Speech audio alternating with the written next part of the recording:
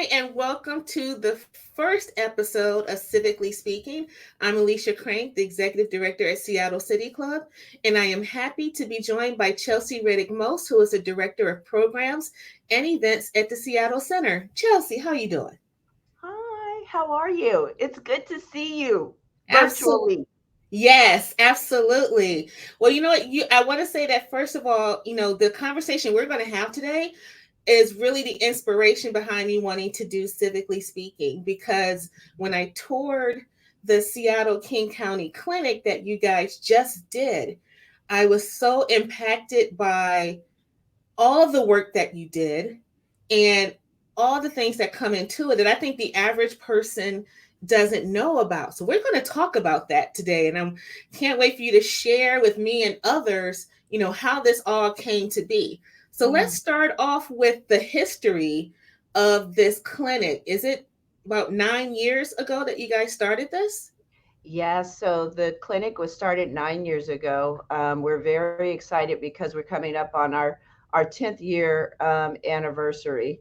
Um, and it all started with Julia Colson, Mm-hmm. the executive director of the clinic, watching a piece on 60 Minutes, Hmm. and the piece was about RAM, an organization called RAM, Mm-hmm. that was would travel out to remote areas in the or across the country and service people similar in the same capacity that we do now with the Seattle King County Clinic.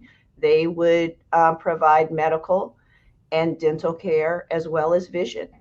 What Julia has done is while this clinic was initially thought to be temporary, Mm-hmm. moving into its ninth year, Julia has been able to take what RAM has done, and she has amplified it in a way that to date we have served over 30,000 people, Yeah. and over more than almost 200 different area codes. People come not only from around the state of Washington, but they come from all parts of the country Mm-hmm. and in some cases around the world.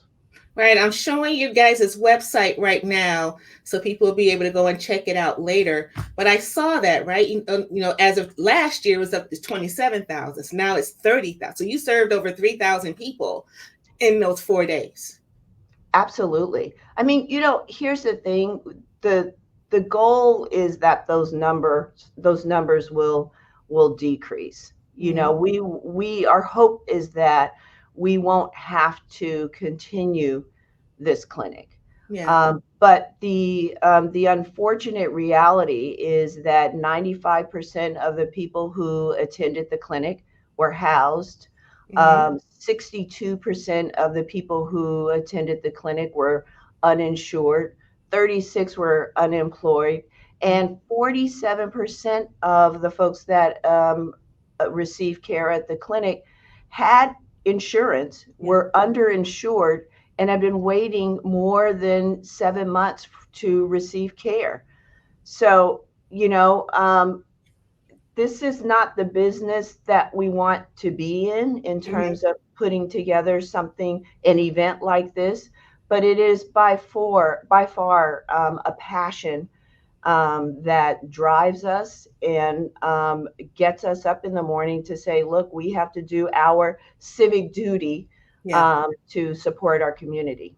Well, I'm glad that you mentioned some of those statistics. I think that's part of the misunderstanding that people might have about this clinic. Like, oh, it's only for homeless people or people that don't have insurance, or even those that live in King County. It's for anybody to be able to utilize. That is correct, Michelle. The idea that people think that these types of services are just for the homeless Mm-hmm. is really a misperception, Yeah. right? This clinic is for anyone who shows up. whether we don't care if you have insurance. We don't care if you are underinsured. We don't care if you don't have insurance. We just want you to come because we make these services available to Mm-hmm. anyone and everyone. I'll just note that, you know, this is my second year participating in the clinic since I've been at Seattle Center. Mm-hmm. And I am and still continue to be surprised at the folks that come to the clinic. Yeah. Sometimes some of them are senior citizens Mm-hmm. who are looking for supplemental care. Some are students who are underinsured or don't have insurance, and others are working families Yeah. who are looking to supplement whatever health care they already have. Yeah.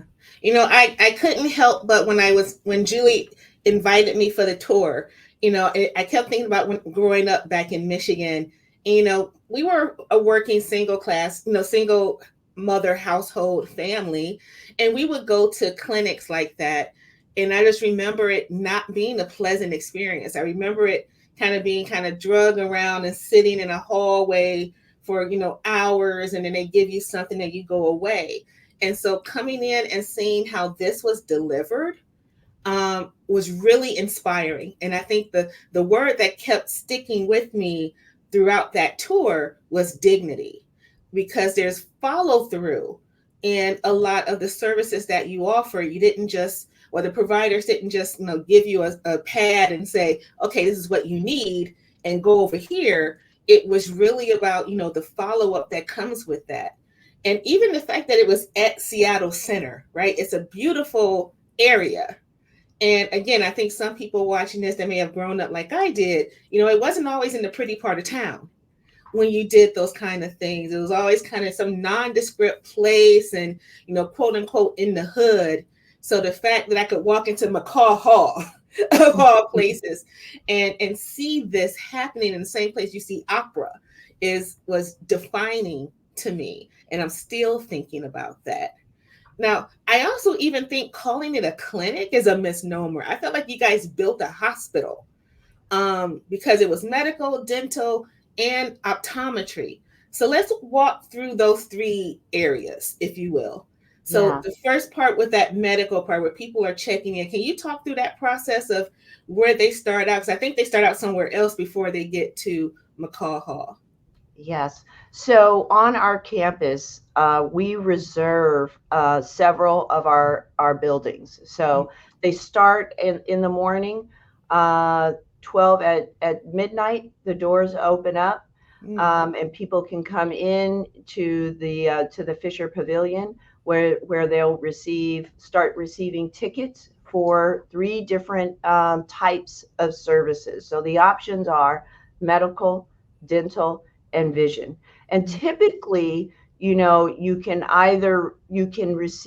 enough time to be able to receive two out of the three services, just because a lot of it depends on what type of care that you need. Yeah. So they start at the Fisher Pavilion. They are then brought down to McCaw Hall, where we have a patient intake set up. And then they move in from the patient intake, they move into triage, where the triage space is typically the first opportunity that the patients have to meet with a medical professional. Mm-hmm. And then, from there, they either go to medical and dental, or they either go to medical and vision. And Yeah. this year, we saw a 10% uptick in the patients that were going to get that were requesting to get medical services. Wow. Okay, so and again, that triage area, one of the things that stood out to me too was the translation services, and that's always something difficult to eyeball, right? Because you don't know who's going to come in the door and what languages you might need. So it was great to see, and they stood out. The volunteers that were doing various translations in their red vests, so you couldn't miss them. But you also had technology involved. You had these wheel around things. Can you talk about that a little bit? Yeah. So, obviously we enlist the volunteer support of human beings to be translators. But because of the volume of people that we see, we work with a company called AMN. Mm-hmm. It's a healthcare provider, and they provide us with these machines that there's a monitor, and Mm-hmm. they have certified medical interpreters Oh, that can actually talk to the patient in whatever language it is that they speak, whatever their first language is. yeah. And the machines they have wheels on the bottom of them, and they follow the patient from the beginning of their services Mm-hmm. throughout their entire throughout the entire process when they're Yeah. there at the clinic. Now, staying on the medical path before we move over to optometry. So I saw that you were on a couple of different floors, and it wasn't just kind of the physical medical stuff that you were doing, but there was also nutrition and mental health. Some of these a lot of different areas. Yeah. So, it's interesting because this clinic has just it continues to grow over, in terms of the services that we provide Mm-hmm. to our patients. Grow in a good way, and that it says a lot about the team Mm-hmm. of volunteers that we have. When they discover that there is a need, they work collaboratively to try to figure out how to fulfill that need. Yeah. And so, as a result of their input and their collaboration, when you're seen in the medical facility, you're not only being seen for your initial whatever your initial visit is, Mm-hmm. but they are providing nutritional services. They're providing occupational therapy. Sometimes people come in and have issues with their hand or Mm-hmm. their wrist. They're providing physical therapy. They provide physical exams. They provide ultrasounds. Yeah. They provide HIV testing, hepatitis C testing, X-rays, women's plus transgender, non-binary health testing. I mean, there's all kinds of things that we're doing now that we hadn't done in the beginning. But Yeah. as the clinic evolves, so do the services. Well, and I found that interesting because even for some of us that are kind of maybe well insured, that we don't even get all those services where we go in the one building. Like sometimes I have to go between downtown Seattle and Bellevue and Snohomish County, depending on one of those services are. So that Yeah, was I found that to be super impressive too. So yeah, let's talk about vision, because that was in a separate area. And I think this was the biggest, one of the examples for me about the follow through, because you had the optometrist and they're doing the exams, which I fully expected, yeah. but to see that they could also pick out their own glasses frames and then have them made for them to come back and pick them up or have them mailed. But even that part about coming back and having optometrists on site to check it and make sure that it's fine. How do y'all set that up? I know.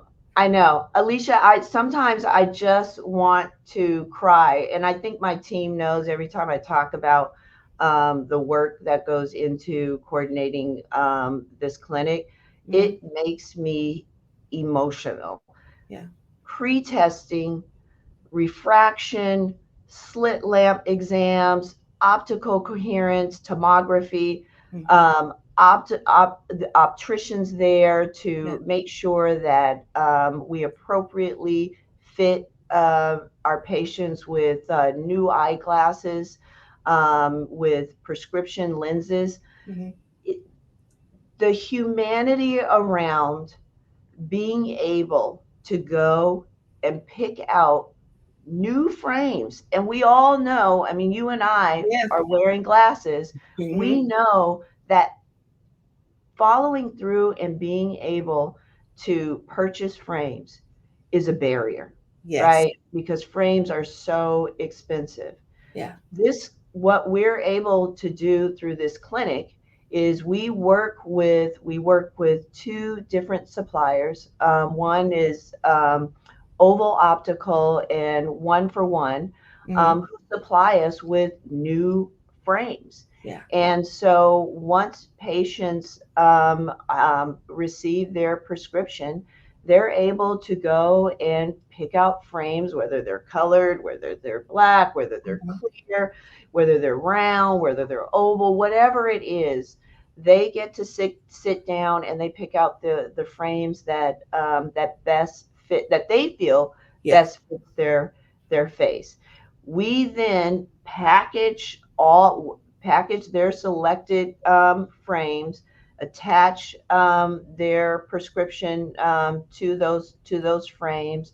We Hmm. send them off to our facility, and they in 2 weeks can come back. Either they can come back to the campus, Hmm.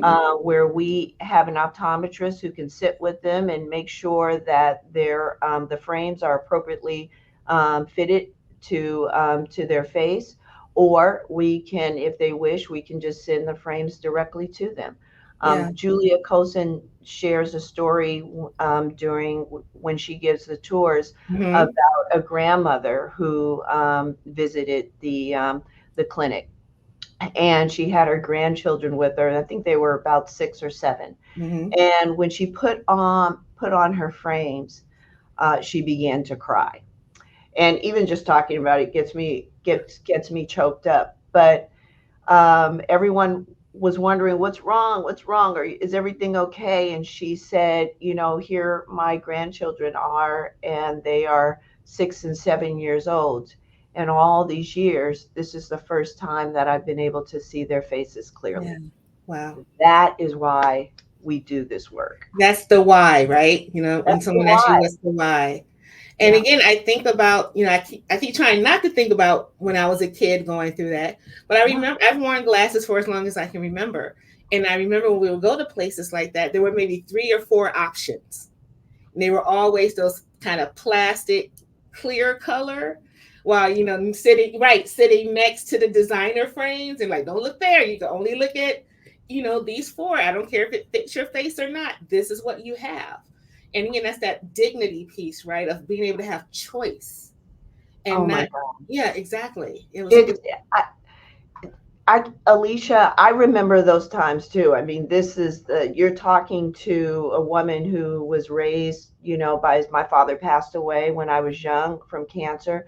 My mother Mhm. was a single mom raising me, and I was a kid that had to wear glasses. I remember those moments. I remember the big mobile motorhomes, Yep.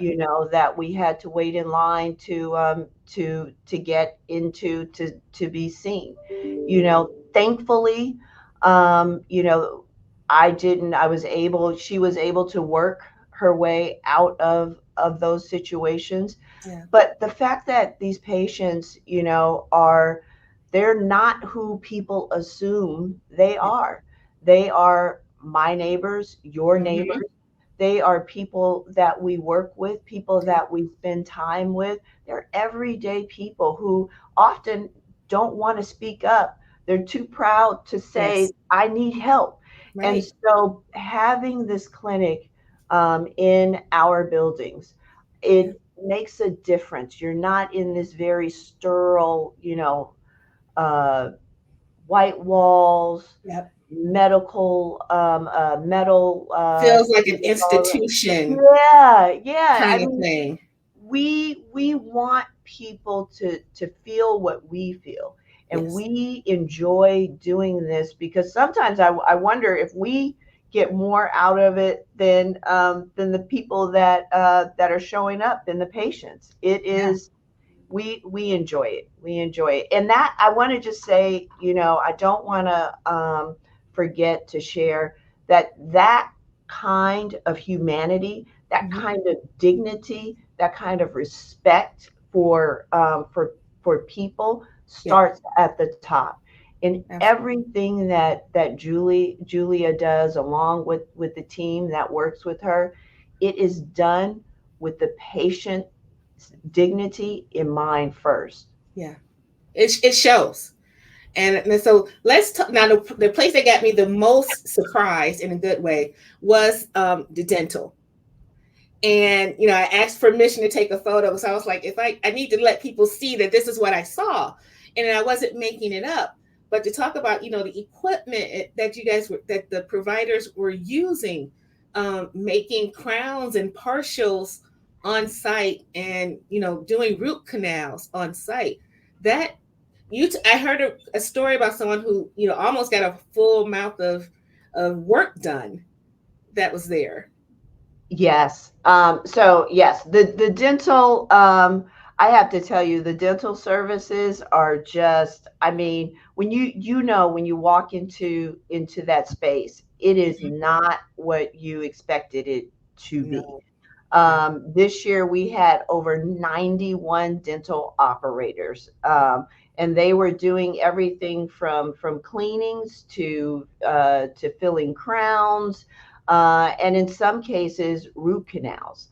And I didn't So see any of them standing around either. They were all working. everybody is working. Yeah. Everyone is working. We do x-rays, we do hygiene cleanings, we do restorative fillings, we do surgery, extractions. um, uh, One of the stories, and I think this is the one that we shared when we were on the tour, is there was a patient that came, and Hmm. he had over 20 teeth extracted Yeah. in I want to say in one visit, but I could be wrong, so I don't want to misquote. But at the end of his visit, he walked around and thanked everyone on the floor. Just thank you for your service. Thank you for being here. Thank Hmm. you. Um, and while we were, most people, when they hear the story, are just in awe that that could actually happen and did happen, he was so grateful that he had a place that he could go to get the work done. Because at the end of the day, he had been living with so much pain Yeah. and didn't have the resources to get the proper care. Hmm. And at this clinic, at Seattle King County Clinic on Seattle Center's campus, he could come, he could get service, and he could go home feeling good. And that's what we want. And the other thing I saw there too, other than I actually saw a few friends that were volunteering that I had no idea about. But you also guys had the therapy dogs, like the yeah. Tell me The about that. Hope Dogs, the Yeah. Hope Dogs, the Hope Dogs are, they are our best coworkers. We Hmm. love the Hope Dogs. The Hope Dogs are there to comfort patients that need to be comforted. They sense anxiety, they sense stress. And they will just gradually come to you, and they seem to know how far to go. If you need them in your lap, they will happily sit in your lap. If you just need them to be next to you on your leg, they will be sit right next to you on your leg. The thing about the Hope Dogs is that, some people, when they come through and they get services, no, you don't know what to expect. So you're Right. already walking into this space, that is the unknown for you. And so Hmm. your hope is that, whatever services that you are receiving, that everything is going to be okay. Yeah. But we have the hope dogs to be there with you, to follow you through your care, and to relieve some of that anxiety, to relieve some of that tension, Right. that you may feel as you're going through your services. And the funny thing is, the first year we used the Hope Dogs, and I wasn't a part of this group then.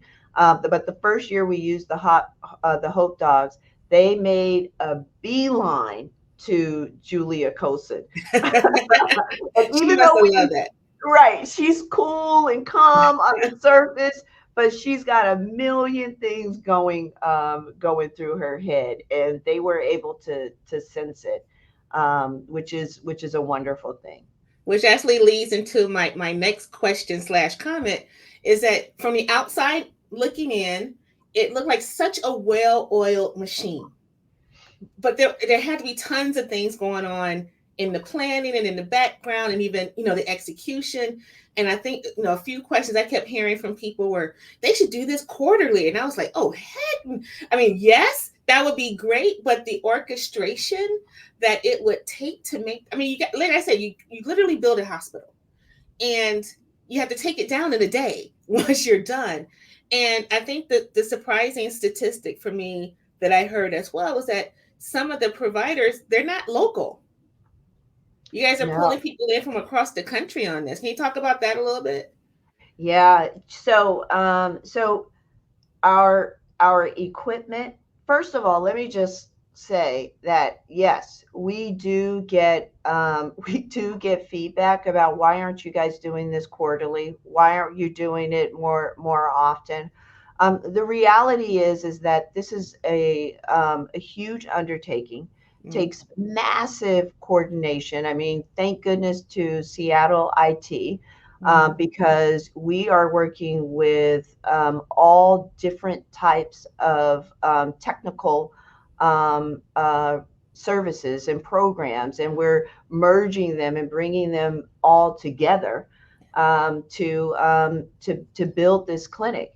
That we have seen, we've covered over 23 million dollars in out-of-pocket cost or Mm-hmm. savings, for patients. This year we had just under 3,000 volunteers. I Mm-hmm. mean, there is the magnitude in which we have to that it takes to put together this clinic is just, it's very complex. We start months in advance. Well, the reality is, let me just say, we as soon as one clinic finishes, we start working and planning for the next year's clinic. Right. Our our um, our our volunteers, our vendors, our equipment, all of those, the coordination of those things have to be planned in advance. Mm-hmm. Some equipment we rent. Some equipment is flown in and donated. Mm-hmm. But it's a huge undertaking that could not be done without the support of the volunteers. And the other big piece to this is the volunteers, because they are using their vacation time. Right. They're using some of their days that would naturally, they would be at work. They're Mm-hmm. using that time to come to the clinic. So we also have to coordinate around their schedules, right? Right. So Yeah. So next year's is going to be in April. next year is going to be Yeah. in April. Yeah. Yes, absolutely. So we've already Yeah. started the planning Yeah. So it looks like for. April 24th through the 27th Mhm. next year. How can someone that might want to volunteer their services, their talent, or give money, what is the best way for someone to start doing that right now? So they can go to our website. They can Mm-hmm. go to the clinic's website, and I Mm-hmm. think, and you have it up Yeah. there on the screen.